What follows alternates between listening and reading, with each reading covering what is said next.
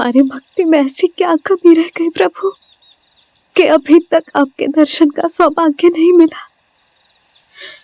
अब तो सैकड़ों वर्ष बीत गए हैं आपका सुमिरन करते हुए।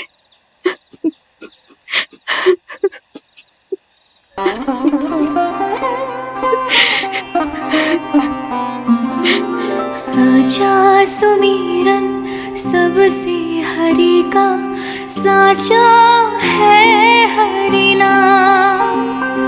साचा सुमिरन सबसे हरि का, साचा है हरि नाम।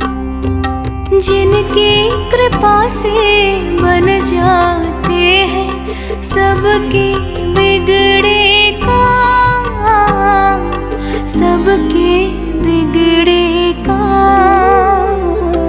साचा सुमिरन सबसे हरि का, साचा है हरि नाम। आतुर है आंचल का उपवन, सुनने को पैजनियां छुन छुन। मधुर मधुर तुतलाती बोली, खेले संग संग आँख में चोली। मेरे मुख पे भी दे दो प्रभु ममता भरी मुस्कान। साचा सुमिरन सबसे हरि का, साचा है हरि नाम। भक्त बिना भगवान है जैसे, माता बिन संतान के वैसे। हरि बिन मेरा जीवन सूना, भगवान लाज मेरी रख लो ना। भगवान लाज मेरी रख लो ना।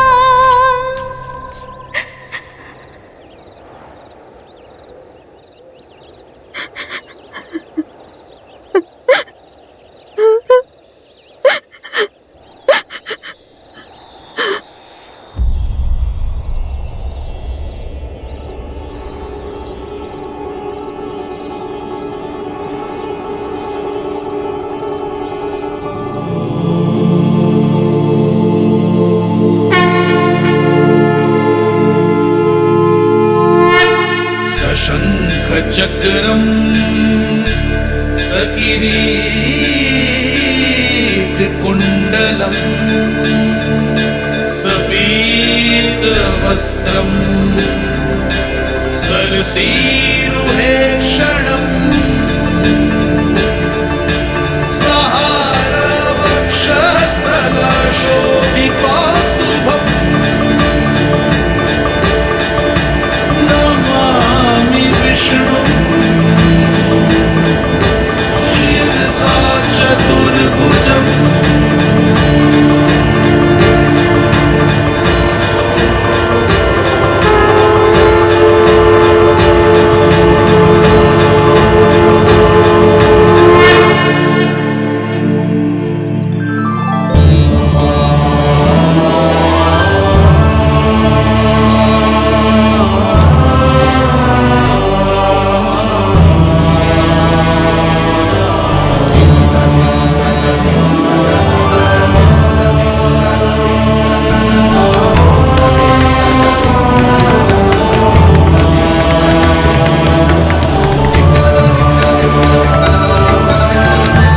कहिए कहिए, क्या वरदान पाना चाहते हैं आप? प्रभु, हम आपकी सेवा करना चाहते हैं, परंतु भक्त की भांति नहीं, अभी तो माता पिता के समान। आपका एक पुत्र के रूप में पालन पोषण करें। आप हमें माँ पिता के भांति प्रेम दें और हम आप पर अपनी ममता न्योछावर कर सकें। बस इतनी ही इच्छा है प्रभु। आपकी इच्छा पूर्ण होगी। मैं आपकी संतान के रूप में अवश्य आऊंगा, किंतु उसके लिए आपको मेरे अगले अवतार के बाद एक और अवतार की प्रतीक्षा करनी होगी, क्योंकि अगले जन्म के लिए मैं पहले ही ये वरदान माता देवकी को दे चुका हूं। प्रभु, किसी भी जन्म में आपको अपने पुत्र के रूप में पाना मेरा सौभाग्य होगा, किंतु मेरी ममता मेरे वश में नहीं है। प्रभु, आप साक्षात मेरे सामने खड़े हैं, किंतु मेरे नेत्र आपके इस दिव्य चतुर्भुज रूप को नहीं देख पा रहे। इन्हें तो आप अभी से बाल रूप में दिखाई दे रहे हैं। मेरे भीतर उमड़ती ममता की ज्वार का अनुभव कीजिए प्रभु। केवल कल्पना मात्र से मेरा वक्षस्थल दूध से भराया है। ये गोद तरसने लगी है, मन अभी से लोरिया गाने लगा है।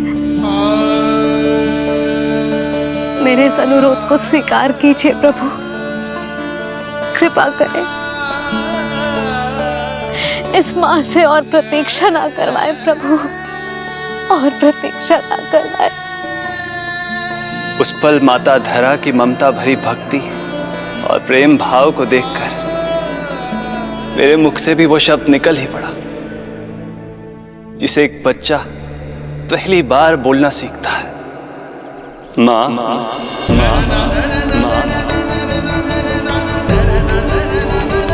अब ये प्रतीक्षा केवल आपकी ही नहीं, मेरी भी होगी, मेरी भी होगी। मैं भी तरसूंगा आपका पुत्र बनने के लिए, इस समय मैं विवश हूँ, किंतु मैं आपको वचन देता हूँ, मैं आपकी संतान बनकर अवश्य आऊंगा, अवश्य आऊंगा। प्रभु,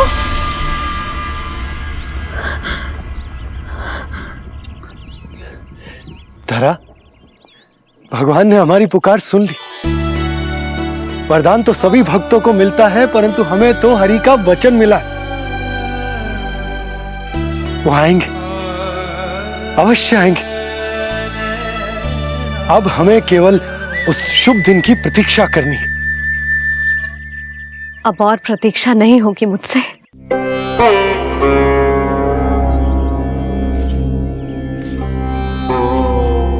हमने सहस्त्रों वर्षों तक तपस्या की, ये समझ लो कि वो तपस्या अभी शेष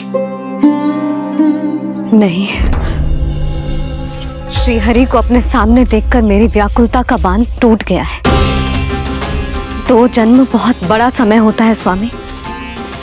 अपने पुत्र के रूप में हरि को गोद में खिलाने के लिए अब मैं और 2 जन्मों तक प्रतीक्षा नहीं कर सकती।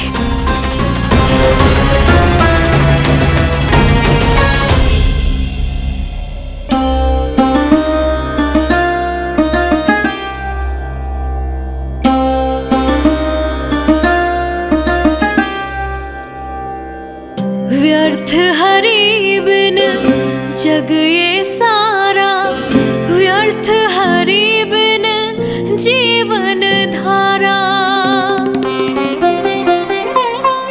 पूजन वंदन व्यर्थ हरि बिन, व्यर्थ धरार जीवन धारा। वरुण देव विनती सुन लीजिए, तन मेरा निर्जल कर दीजिए। हरि के बिन सारा जल तन का सागर सा हो गया है खारा। प्रभु, माता धरा की तपस्या का तेज अत्याधिक है। प्रकृति के पंचतत्व, 5 महाभूत इनकी पुकार सुनने के लिए विवश है।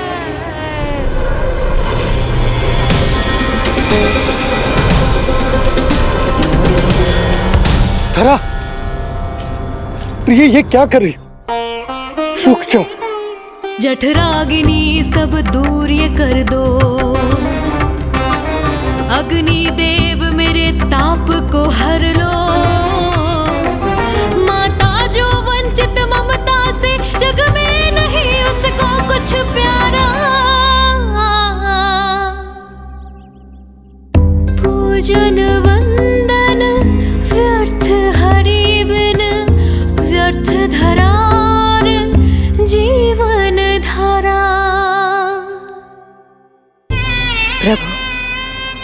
यदि अग्निदेव अपना अग्नि तत्व वापस ले लेंगे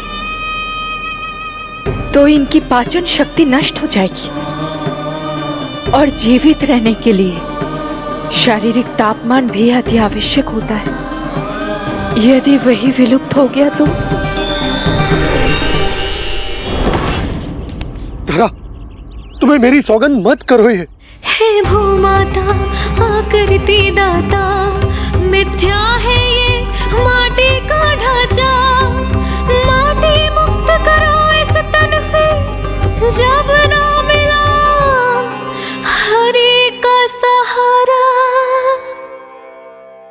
प्रभु, भू तत्व ही तन को भार देता है, उसके बिना ये तो पूरी तरह से ढह जाएंगी। धरा, धरा, ये क्या हो गया? बस करो अब। प्रभु, कुछ कीजिए। मैं संसार का संचालक हूं देवी, नियमों का पालन करने के लिए मैं भी बाध्य हूं।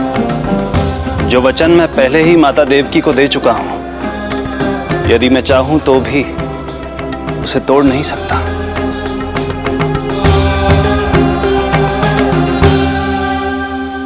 सुख लो आयु सब इस तन की, आस है जमुना शेष है मन की। वायु देव कृपा करो अब ये रोक दो इन श्वासों की धारा।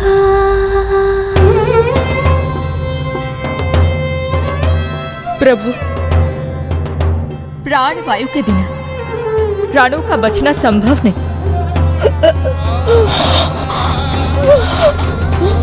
धरा, धरा, धरा, धरा, बस करो अब। क्या तुम अपनी सुध-बुध खो चुकी हो? तुम्हारे प्राणों में मेरे भी प्राण बसते हैं प्रिय। रुक जाओ। हे आकाश देव, तुमको मेरा अंतिम प्रणाम। अंतरात्मा लीन करो मेरी, लेके श्री हरि का नाम।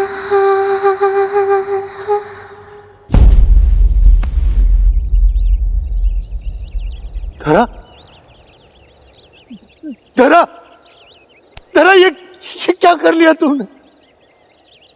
धरा, कोई है, कोई है, सहायता कीजिए। धरा, जल, धरा, तुम चिंता मत करना, मैं यही हूं। मैं 2 क्षण में जल लेकर आता हूं।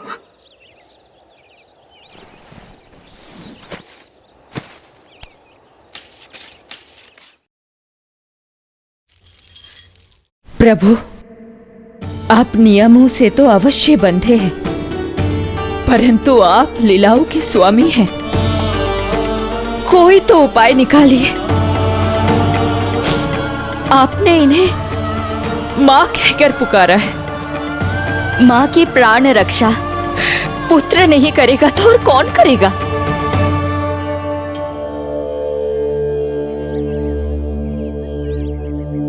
प्रेम ना जिसकी सीमा कोई, ना कोई आयाम,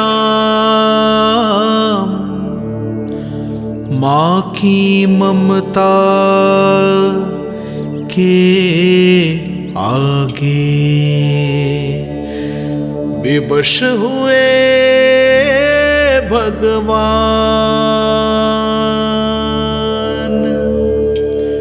विवश हुए भगवान।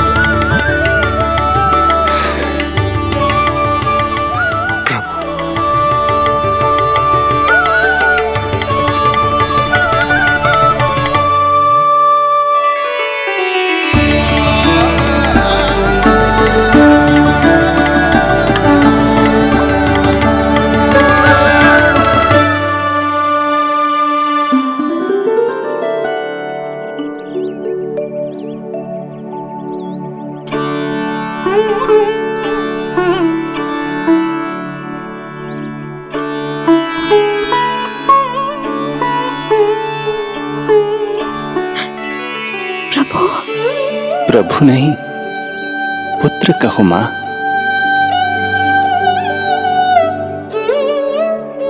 पुत्र, मेरा पुत्र, मेरा पुत्र।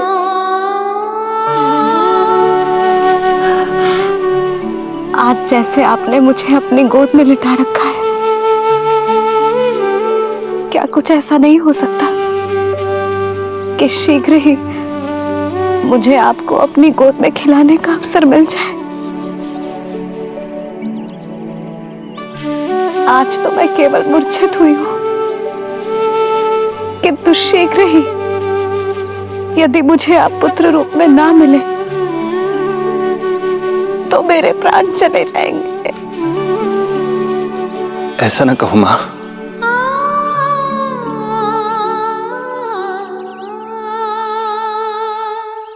माता देवकी को मैं पहले ही वचन दे चुका हूं, इसलिए विधि के विधान के अनुसार मुझे उन्हीं का पुत्र बनकर जन्म लेना होगा।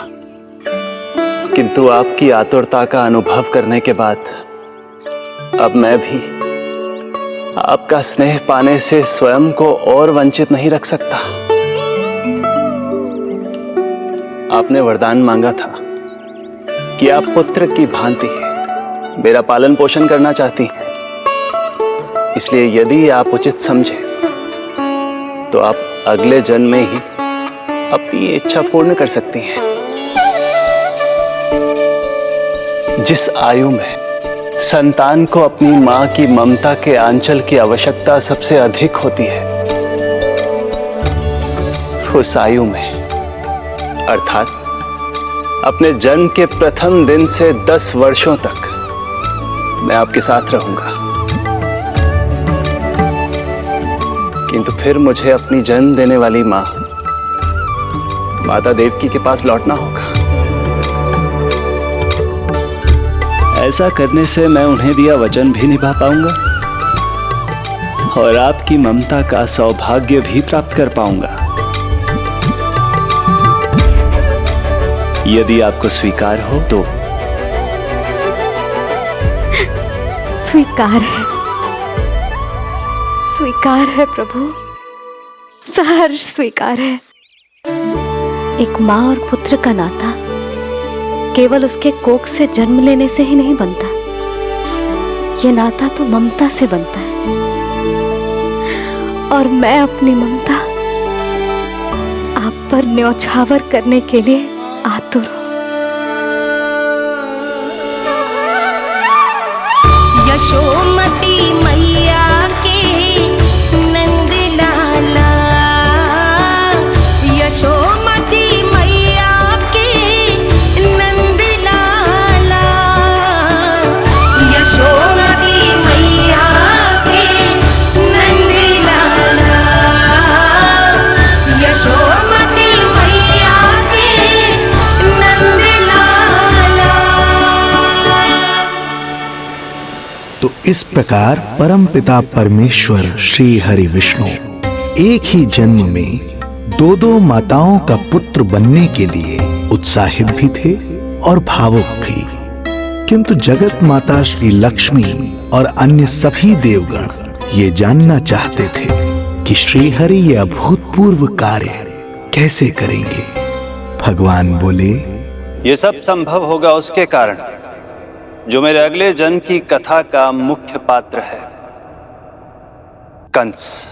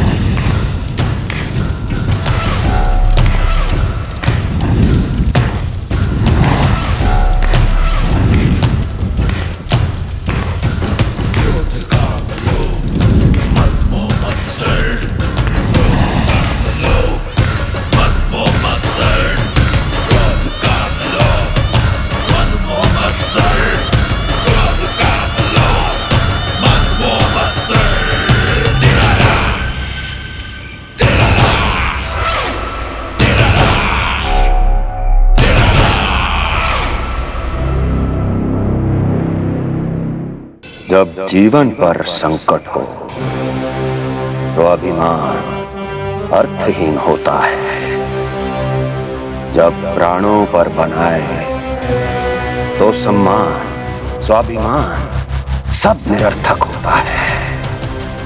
इन व्यर्थ के मूल्यों को बीच में मत आने दो। और दया उसे तो बिल्कुल नहीं।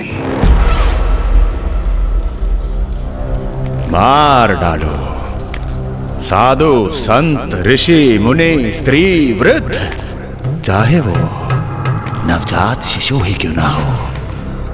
किंतु हाँ, यदि शत्रु भारी पड़ने लगे, पराजय सामने दिखाई देने लगे, तो उसी क्षण शत्रु के पैर पकड़ लो और अपने प्राणों की भिक्षा मांग लो। अहंकार अहंकार को आड़े मत आने दो। अग्निः शेषम ऋणः शेषम शत्रुः शेषम तथैव च पुनः पुनः प्रवर्धेत तस्मात् शेषम न कार्येत। अर्थात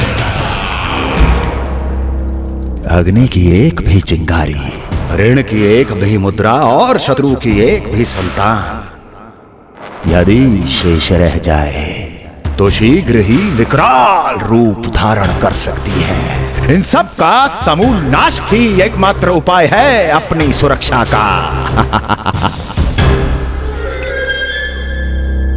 इसलिए कहता हूं, साम दाम दंड भेद कोई भी युक्ति क्यों ना लगानी पड़े, शत्रु के प्राणों का हरण ही परम उद्देश्य होना चाहिए। छोड़ो मत, फिर चाहे वो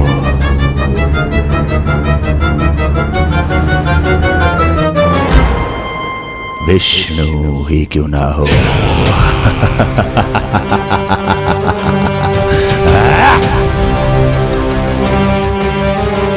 यही थी कंस की दिनचर्या।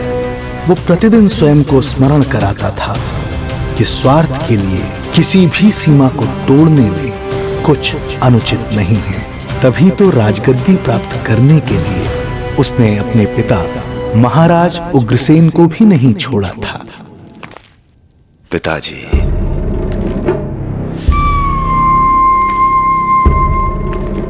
हो सके तो मुझे क्षमा कर दीजिएगा।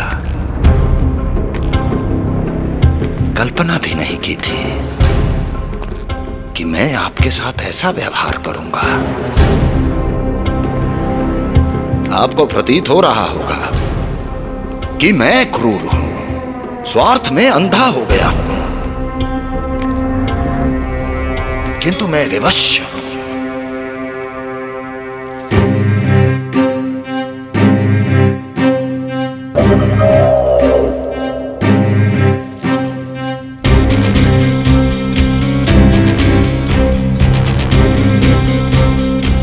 आज से सत्ता का ये भार अब मुझे उठाना पड़ेगा पिताजी,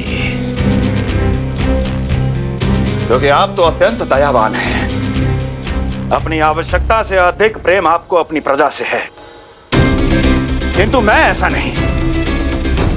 मैं अपने शत्रुओं का काल हूं। तभी तो मेरे प्रति दुर्भावना रखने वाले मेरे सम्मुख आने से पहले थर थर कांपते हैं। इसलिए मथुरा का राज सिंहासन मेरे साथ अधिक सुरक्षित रहेगा, क्योंकि मैं आपसे अधिक उपयुक्त हूं पिताजी। मेरा विश्वास कीजिए। हृदय पर गोवर्धन पर्वत रखकर मुझे यह निर्णय लेना पड़ रहा है पिताजी।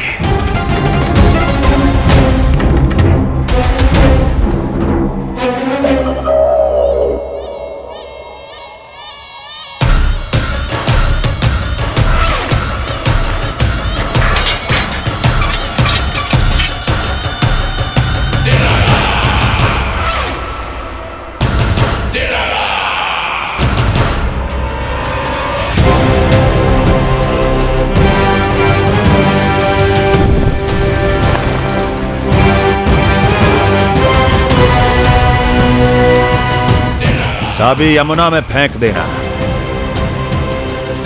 कोई कितना भी क्रूर, कठोर, राक्षस ही क्यों ना हो, किसी न किसी के लिए उसके हृदय में भी प्रेम उपजता ही है। कंस भी इस नियम का अपवाद नहीं था। इस संसार में एक जीवात्मा ऐसी भी थी जिसे वो स्वयं से भी अधिक स्नेह करता था, और वो थी उसकी लाडली बहन देवकी।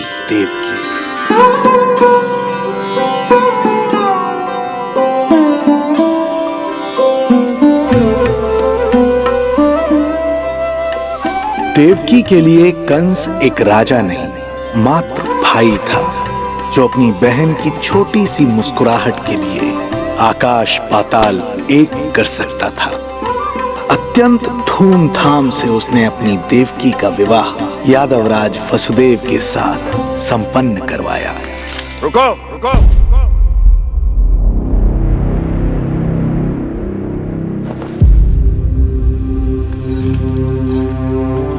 ये आप क्या कर रहे हैं? आप मथुरा नरेश हैं? नहीं कुंवर जी, आज मैं मात्र वो भाई हूं जो अपनी प्रिय बहन के साथ बस कुछ क्षण और व्यतीत करना चाहता है। कंस के हृदय में देवकी के लिए उमड़ता प्रेम का सागर तब अचानक सूख गया जब उसने ये आकाशवाणी सुनी। महापापी अत्याचारी कंस,